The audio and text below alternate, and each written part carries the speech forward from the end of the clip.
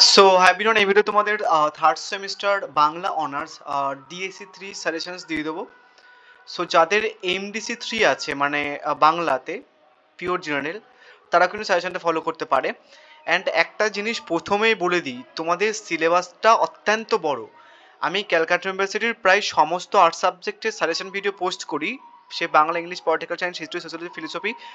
ওই সমস্ত পেপারসের থেকে তোমাদের সিলেবাসটা অত্যন্ত টাফ এবং সব থেকে বড় সিলেবাস। ম্যাথামেটিক্স, ফিজিক্স এবং কেমিস্ট্রি বাদে ক্যালকাটা ইউনিভার্সিটি যদি কোনো কঠিন সিলেবাস থাকে সেটা হচ্ছে কি যে তোমাদের সিলেবাস কঠিন মানে পড়তে হচ্ছে, মানে তোমার কঠিন ওয়ার্ডের আছে বা এ আছে ওরকম তো ব্যাপার স্যাপার নেই। তোমাদের কিন্তু সিলেবাসটা অত্যন্ত বড়, এত বড় সেখান থেকে নর্মাল হচ্ছে কি যে কোশ্চেন শর্ট করা পসিবল নয়। কোশ্চেন শর্ট করলেই তুমিও প্রবলেমে পড়বে প্লাস আমিও প্রবলেমে পড়বো। অনেকে কমেন্ট করে গালাগাল দেবে আমাকে, আর কেউ হচ্ছে কি যে মনে মনে গালাগাল দেবে। সাজেশনসের মধ্যে যে কটা প্রশ্ন আছে ভালোভাবে করে যাও, সব কটা প্রশ্ন 100% কমন পাবে। কোশ্চেন শর্ট করা পসিবল নয়, আই এম সো সরি, বাংলাতে ওটা করা পসিবল নয়। যতটা পসিবল আমি তোমাদের করে দিয়েছি। আরও যা কোশ্চেন্স অ্যাকচুয়ালি অন্য অন্য, যদি তুমি যদি কোনো বই কিনতে, ক্যালকাটা ইউনিভার্সিটির বাংলা অনার্সে যদি কোনো বই কিনতে যেটা বাজারে পাওয়া যাচ্ছে, তুমি কোশ্চেন দেখলে মাথা খারাপ হয়ে যাবে তোমার, যতগুলো কোশ্চেন আছে। বাট আমি তাও তো কম করে দিয়েছি। তাও আমি তোমাদের হচ্ছে কি যে বলে দিয়েছিলাম যে কোন কোশ্চেন্সগুলো পড়বে। যারা নোটস কিনেছিলে তোমরা হচ্ছে কি যে ধরো, তো আমি 2019, 2020, 2021 এবং 2022-এর কোশ্চেন্স অ্যাড করেছি সাজেশনসের মধ্যে, ঠিক আছে?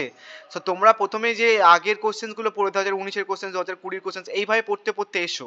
এইগুলো করে যাও পরপর, মানে পিছন থেকে করতে করতে এসো, তাহলে কিন্তু ভালো একটা এ হবে, ঠিক আছে? ওটা একটা সমস্যা, তাহলে কিন্তু সমস্যার মুখে পড়বে, কোশ্চেন্স বাদ দেওয়া পসিবল নয়। তাও আমি এক্সট্রা মার্ক করে দিয়েছি, সেগুলো ভালো করে করে যাও। দেখেছো, তোমার বলে দিয়েছিলাম আমি প্রথম দিনের সাজেশন ভিডিও পোস্ট করছি, এত বড় সিলেবাস। মানে এই যে 12 জনের গদ্য পড়তে হয় প্লাস 12 জনের প্রবন্ধ পড়তে হবে, 24টা প্রশ্ন হয় এখান থেকে। এখান থেকে আর কাব্য, কবিতা, নাটক, মানে এই যে 10 জনের কাব্য পড়তে হবে, 10 জনের কবিতা পড়তে হয় প্লাস 10 জন নাটক পড়তে হবে। 30টা প্রশ্ন, 30 আর এদিকে 24, মানে 54টা প্রশ্ন হয়ে যায়। আর কত কমাবো? 54টা প্রশ্নের মধ্যে থেকে এই 24টা প্রশ্ন আমি তোমাদের 11টা প্রশ্ন দিয়েছিলাম। এখান থেকে 30টা প্রশ্ন আমিও এখান থেকে মানে 11টা প্রশ্ন দিয়েছিলাম। এখান 30টা কোথায়, এখানটা আরো বেশি, 1 2 3 4 6, 6 জনের কাব্য, কবিতা ও নাটক পড়তে হবে, এতটা পেয়ে। এবং উপন্যাস, উপন্যাসে দেখো এখানটায় অনেক কিছু পড়তে হবে তোমাদেরকে। রবীন্দ্রনাথ ঠাকুর, শরৎচন্দ্র চট্টোপাধ্যায়, বিভীষণ বন্দ্যোপাধ্যায়, তারাশঙ্কর বন্দ্যোপাধ্যায়, মানিক বন্দ্যোপাধ্যায়, অনেকে রয়েছে। এত বড় সিলেবাস, বলতে গেলে ঠিকঠাক যদি মোটামুটি তুমি পড়তে চাও তাহলে 100টার মতো প্রশ্ন হয়। যদি সবকটা সিলেবাস কভার করতে চাও ঠিকঠাকভাবে, ভালো মার্কস পাওয়ার জন্য, সবকটা 100% কমন পাওয়ার জন্য। বাট নর্মাল আমি তোমাদের কমিয়ে দিয়েছি, এর থেকে আর কমানো আমার দ্বারা পসিবল হচ্ছে না, সো সরি। সো চলো মডিউল 1 থেকে তাও দেখে নাও। আমি তাও তোমাদের কিছু প্রশ্ন স্টার মার্ক করে দিয়েছি, সেগুলো ভালো করে করে যাও, বাদবাকিগুলো কিন্তু ছাড়তে যেও না, সমস্যায় পড়বে। প্রথম ইম্পর্টেন্ট প্রশ্ন হচ্ছে কি যে বাংলা গদ্য সাহিত্যের বিকাশে ফোর্ট উইলিয়াম কলেজের অবদান, বা অনেকভাবে ঘুরে আসতে পারে, আমি আর বলছি না, প্রত্যেক কটা প্রশ্ন দেখে নেবে অরের প্রশ্ন, আদারওয়াইজ কিন্তু সমস্যায় পড়বে। ফোর্ট উইলিয়াম কলেজের অবদান না দিয়ে এইভাবে কিন্তু অনেকভাবে দেয়, ঠিক আছে? দেখে নেবে, আমি আর বলছি না। নেক্সট হচ্ছে কি যে বাংলা গদ্য সাহিত্য ইতিহাসে হুতুম প্যাঁচার নকশা আর গুরুত্ব লেখো, এটা বিশাল ভীষণ ইম্পর্টেন্ট। প্রথম দুটো প্রশ্ন। নেক্সট 3 নম্বর প্রশ্ন হচ্ছে কি যে বাংলা প্রবন্ধ সাহিত্যে বঙ্কিমচন্দ্র চট্টোপাধ্যায়ের কৃতিত্ব, প্রশ্নটা কিন্তু অনেকভাবে আসে, ঠিক আছে? দেখে নেবে কিন্তু।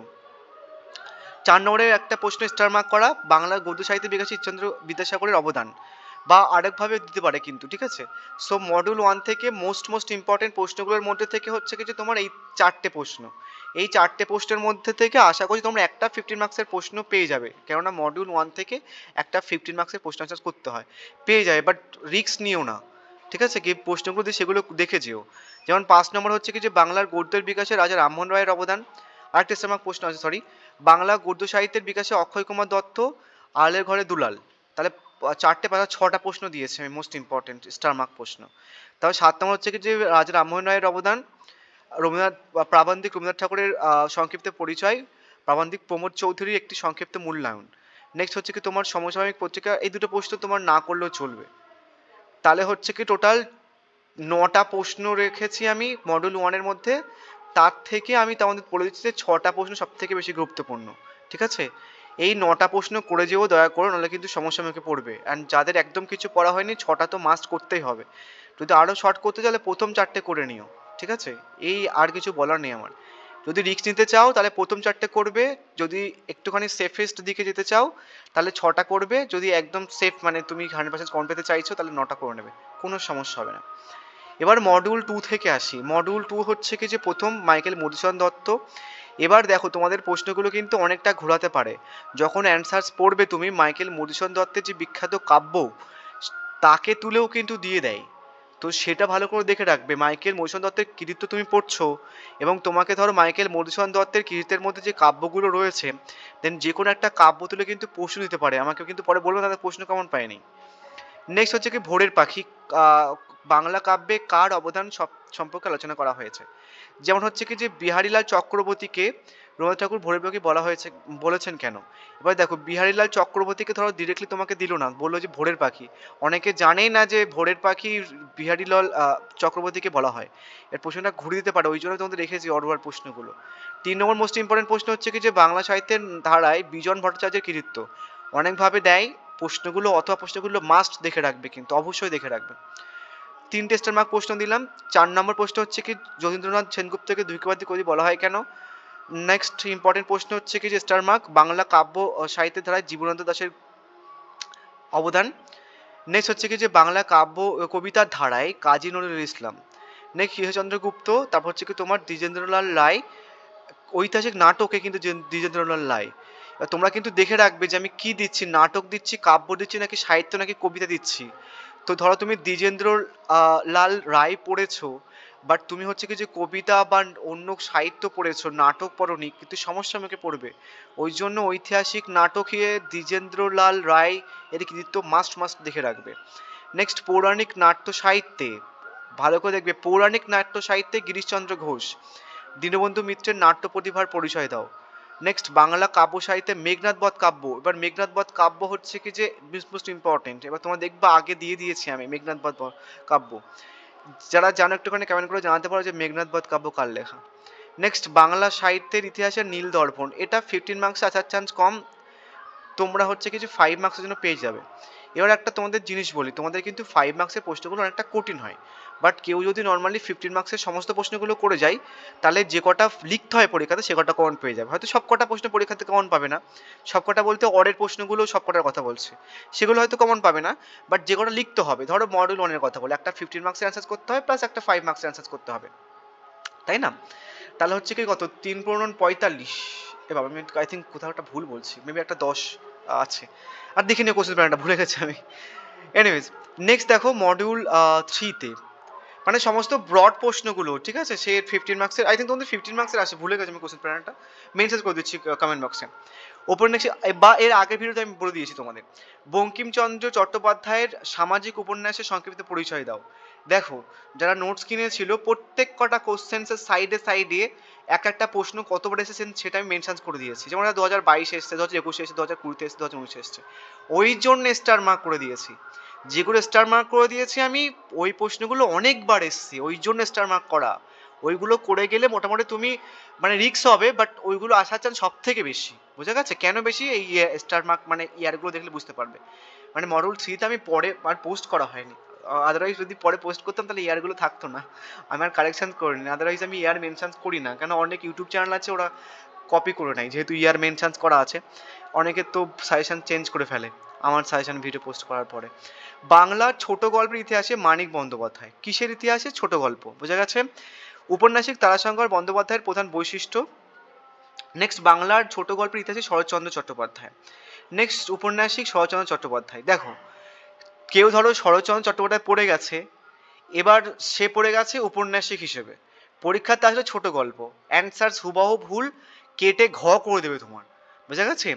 সো যে আমি তোমাদের আরেকবার বলে দিই, যে প্রশ্নগুলো অনেকটা অথবা দিয়ে আছে সেই প্রশ্নগুলো সব থেকে বেশি ইম্পর্টেন্ট, কারণ সেই প্রশ্নগুলো অনেকবার এসছে।